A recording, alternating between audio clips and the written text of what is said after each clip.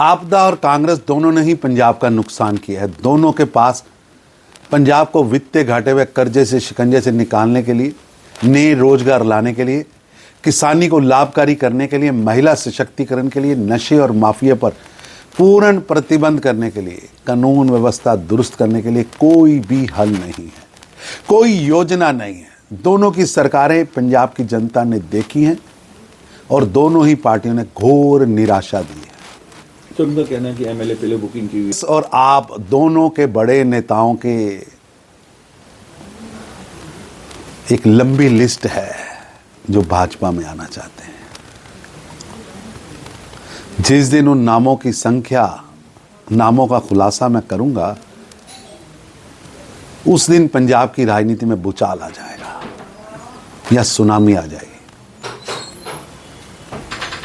आम आदमी पार्टी और कांग्रेस के नेता अपनी ही पार्टियों को छोड़कर इधर उधर दौड़ रहे हैं।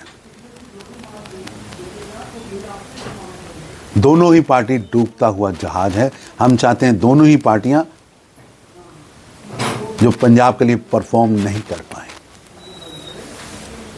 आपदा की सरकार अपना किया हुआ एक एक वादा पूरा करे। जो वादे उन्होंने युवकों के साथ, हर घर नौकरी का वादा किया, किसानों के कर्ज माफी का वादा किया, किसानों को एमएसपी पर टॉप अप देने का वादा किया, एक भी वादा पूरा नहीं हुआ। ना इंडस्ट्री आई, ना व्यापार बढ़ा, ना किसानी बढ़ी। इसलिए कौन किसके संपर्क में है, नामों की सूची क्या है, किसने एडवांस बुकिंग करा रखी है, अगर मैंने मुंह खोला तो दोनों ही पार्टियों में भूचाल आ जाएगा। जिन लोगों ने भजन कीर्तन कर रहे निहत्थे श्री राम भक्तों पर गोलियां चलाई हों और उसे अपनी उपलब्धि मान रहे हों, जो प्रभु श्री राम की मूर्ति की प्राण प्रतिष्ठा जैसे ऐतिहासिक क्षण का बहिष्कार कर संकीर्ण मानसिकता का परिचय देते हों, उनके लिए कुंभ जैसे विश्व के सबसे बड़े आध्यात्मिक आयोजन की महिमा, उसकी भव्यता, उसकी सुंदरता, उसके प्रति करोड़ों भक्तों के प्रति श्रद्धा उन्हें नहीं दिख सकती। महाकुंभ जिसमें विश्व भर से 65 करोड़ श्रद्धालु आस्था की डुबकी लगाकर सनातन संस्कृति का गौरव बढ़ा चुके, उसकी भव्यता, पवित्रता समाजवादी पार्टी के नेताओं को कभी समझ नहीं आ सकती। यही कारण है कि वह बार बार सनातन परंपराओं का अपमान करने से बाज नहीं आते। प्रधानमंत्री श्री नरेंद्र मोदी जी के नेतृत्व की डबल इंजन की सरकार ने उत्तर प्रदेश में इस आस्था के कुंभ को सम्मान दिया है। सनातन संस्कृति की गौरव गाथा को पूरी दुनिया देख रही। किसी भी धार्मिक आयोजन के नाम पर अराजकता हमने फैलने नहीं दी।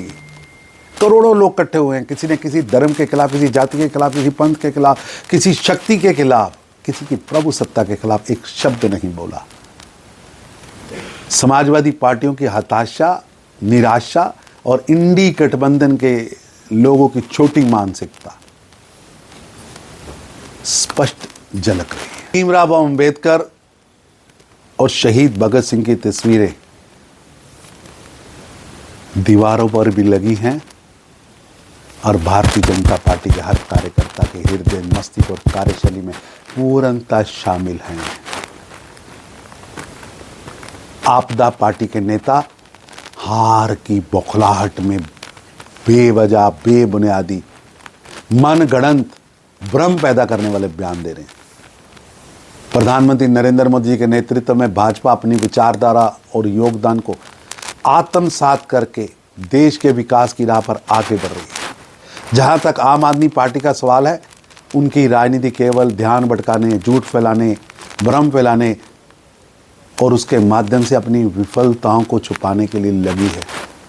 अरविंद केजरीवाल और आतिशी जैसे आप आदमी पार्टी की पूरी टीम, जिसने षड्यंत्रकारी और राजक शक्तियों के साथ मिलकर दिल्ली को लूटा है, अब सीएजी की रिपोर्ट से उनकी लूट का खुलासा, उनके काले कारनामों का खुलासा स्पष्ट किया जाएगा।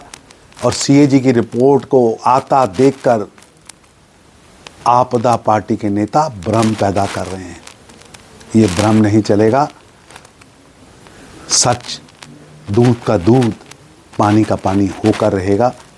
भाजपा की राजनीति पारदर्शिता, जवाबदेही और विकास पर आधारित है, ना कि आम आदमी पार्टी की तरह झूठ, ड्रामेबाजी और षड्यंत्र के ऊपर। पदरोदा का बेंगलोर में आरक्षित वन भूमि पर अवैध कब्जा कांग्रेस की भ्रष्टाचारी प्रवृत्ति और लूट खसूट की राजनीति का ताजा उदाहरण है। जो क्षेत्र वन के लिए छोड़ा गया है, आप उस पर भी कब्जा कर रहे हैं।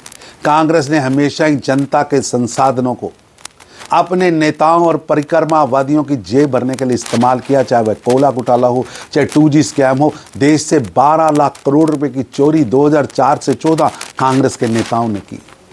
अगस्ता, हर तरह का घोटाला, और अब बेंगलोर में 12.35 एकड़ वन भूमि का अवैध कब्जा इस बात का प्रमाण है कि कांग्रेस के लिए कानून कोई मायने नहीं रखता। 2011 में लीज खत्म होने के बाद कांग्रेस के करीबी इस जमीन को गैर कानूनी उपयोग व अवैध मुनाफा के लिए इस्तेमाल कर रहे हैं,